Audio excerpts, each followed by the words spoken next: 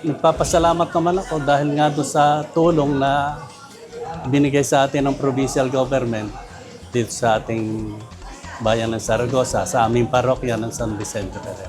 Nagpapasalamat po kami kay Ma'am Cherry Umali at binigyan kami ng pagkakataong magkaroon ng serbisyo ang service caravan ng ating probinsya. Malaking tulong po ito, ma'am, sa aming parokya at sa aming mga barangay dito sa Zaragoza.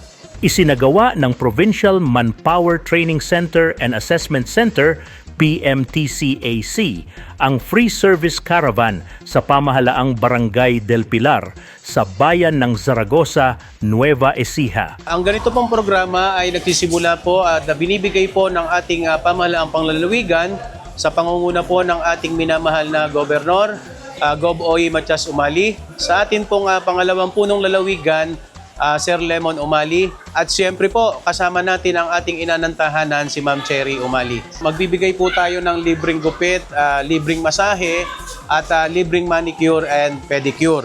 Mahigit 200 individual ang naging benepisyaryo mula sa mga barangay na nasasakupan ng Zaragoza Parish Church. Layunin ng programa na mailapit sa mamamayan ang mga serbisyong pangkaginhawaan, lalo na sa mga walang kakayahang gumastos para sa ganitong uri ng serbisyo. Ang mga ganitong programa po ay isang napakagandang pagbibigay ng tulong ng ating minamahal na punong lalawigan, sapagkat ito po ay nagbibigay po tayo ng mga libreng serbisyo sa mga nanay ng tahanan na walang kakayahan para makakuha ng mga ganong serbisyo.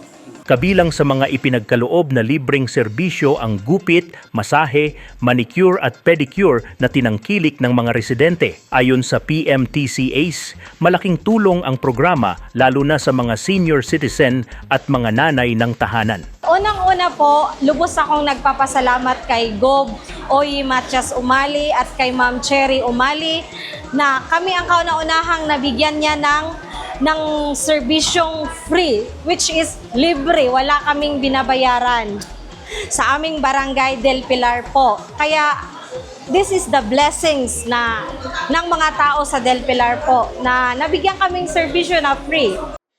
Ma'am Cherry, salamat sa binigay mo sa amin ngayong araw na to ng libreng massage at manicure.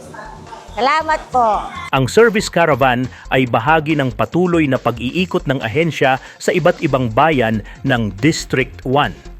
Patuloy pa ring isusulong ang mga kahalintulad na programa upang mas marami pang mamamayan ang makinabang. Ako po si Philip P. Piccio para sa Balitang Unang Sigaw,